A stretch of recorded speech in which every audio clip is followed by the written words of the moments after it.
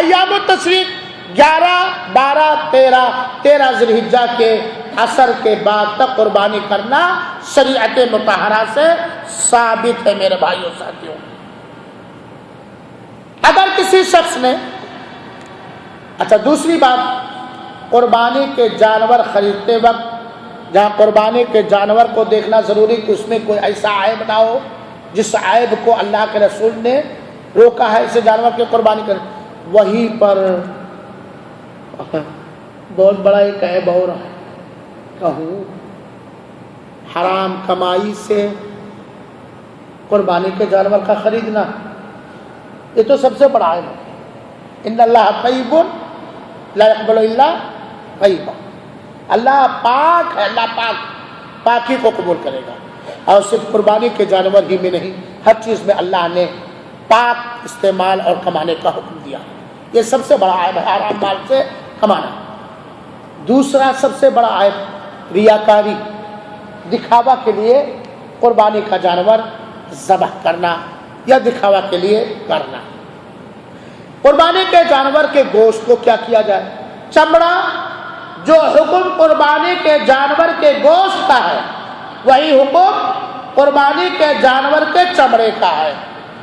چلو تو آئیے جانا جائے قربانی کے جانور کا گوشت کا کیا حکم ہے۔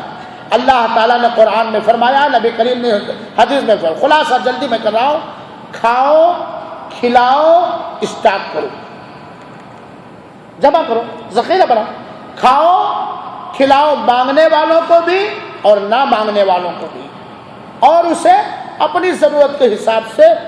لہذا یہ 3 چیزیں ہونی چاہیے، کھائے بھی، کھلائے بھی مانگنے والوں کو اور نہ مانگنے، رشتے داروں کو، غریبوں کو، محتاجوں کو، اور ضرورت ہو تو اسے سالوں کے سال رکھ سکتا ہے۔ قربانی کے جانور کے گوشت کو قصاب کو، قصائی کو مزدوری میں نہیں دے سکتے ہیں، ہم خود اپنے قربانی کے جانور کو گوشت کو بیچ نہیں سکتے۔ یہی حال چمڑے کا ہے، کھانا ہے تو کھا لو، کسی کو صدقہ کر دو، کسی کو تحفے میں دے دو، اس کی کوئی چیز بنا کے استعمال کرنے کے لائق ہے بنا کے استعمال کرو۔ جو حکم گوشت کا ہے، قربانی کا گوشت بیچ نہیں سکتے ہو نا، اپنے قربانی کے جانور اپنے، کسی دوسرے نے دیا ہے اس کو بیچو چاہے جو بھی کرو، اپنے جانور کا گوشت آپ بیچ نہیں سکتے ہو، ہے نا؟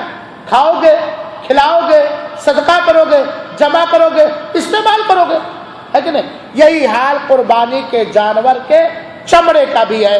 ہم اسے کسی غریب کو صدقہ کر دیں گے، اٹھا کر کے بیچ کے پیسہ نہیں دیں گے، یا کوئی کمیٹی جو جمع کر کے غریبوں میں بانٹتی ہے ایسی کمیٹیوں کو دے دیں گے، ہے نا؟ وہ جس حساب سے چاہے بانٹے، یا کھا لیں گے یا اس کا مصلی وغیرہ بنا لیں۔ ایک سوال بہت آتا ہے کہ ہم جس سماج میں ہیں اس میں کافر غیر مسلم بھی ہیں، کیا ہم ان کو قربانی کا جانور دے سکتے ہیں؟ اگر وہ محارب اور مسلمانوں سے برسر جنگ نہیں ہے تو ان کو تحفہ دینے میں کوئی حرج نہیں ہے۔ اسی طریقے سے اگر قربانی کا جانور ہم نے لیا اور اس کو متعین کر دیا، فکس کر دیا کہ یہ قربانی کا جانور ہے، اللہ کے نظر ہے، ہماری لاپرواہی سے اگر اس میں کوئی عیب پیدا ہو گیا تو اس کا تاوان دینا پڑے گا، لیکن بنا ہماری لاپرواہی کے اس کے دیکھ ریکھ میں، کھلانے پلانے میں، باندھنے کھولنے میں ہماری کوئی لاپرواہی نہیں ہے، اس کے باوجود عیب پر ہو گیا، ایسا عیب جس سے بنا گیا، تو اس جانور کو ویسے ہی ہم ذبح کر دیں گے، کیونکہ اس میں ہمارا انٹرفیئر اور عمل دخل نہیں ہے۔ کیا ہم دوسرے کی طرف سے قربانی کر سکتے ہیں؟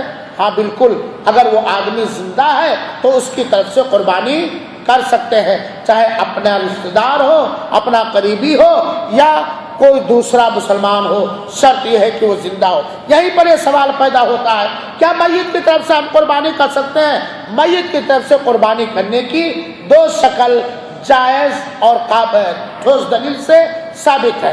ایک شکل تو یہ ہے کہ اگر مرنے والا وصیت کر کے گیا ہے اور اس وصیت کو لاگو کرنے بھر کا مال چھوڑ کے گیا ہے تو اس کی وصیت کو نافذ کیا جائے گا۔ کوئی مرنے والا مر رہا تھا، اس نے کہا 1 ایکڑ کھیت میں وصیت کرتا ہوں کہ اس کی پیداوار سے میری طرف سے ہر سال قربانی کیا جائے، تو اس کی وصیت پر عمل کیا جائے گا اور اس کے وصیت کے حساب سے اس کے چھوڑے ہوئے مال کے آمدنی سے قربانی کی جائے گی، اگر مال اتنا ہے کہ ہر سال کرنے کے لائق ہے، ورنہ جمع کیا جائے گا۔ دوسری شکل جو جائز ہے میت کی طرف سے قربانی کرنے کی، زندہ کے ساتھ، زندہ کے ساتھ۔ اللہ کے رسول اکرم ایک بکرا ذبح کرتے کہتے ہیں ہذا من محمد، محمد صلی اللہ علیہ وسلم، و آل محمد، اور محمد صلی اللہ علیہ وسلم کے اہل و عیال کی طرف سے ایک ہی بکرے میں۔ اہل و عیال میں زندہ اور مردہ سب آ جائیں گے کہ نہیں آ جائیں گے؟